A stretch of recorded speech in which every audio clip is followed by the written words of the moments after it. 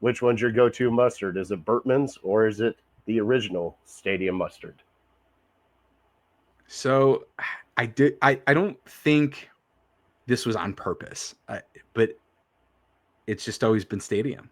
I don't know why. It's just always been Stadium. Like that's just what I gravitate to. So, a funny story about that. Back in college, like I said, I went to college in Vermont, so everybody there is a New England fan.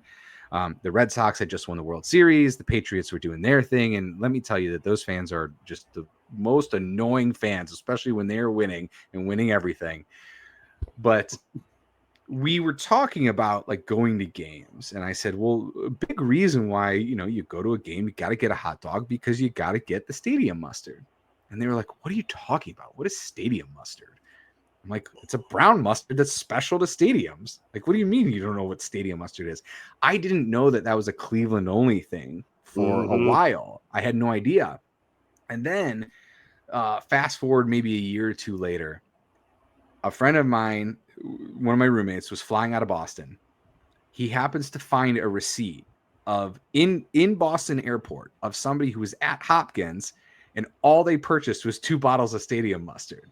It was like, what are the odds in Boston he finds a receipt from Hopkins and it's stadium mustard? So he brought it to me because he's like, this is wild. But yeah, it's always been stadium mustard. I don't have a particular reason for that to be the case. It just always was.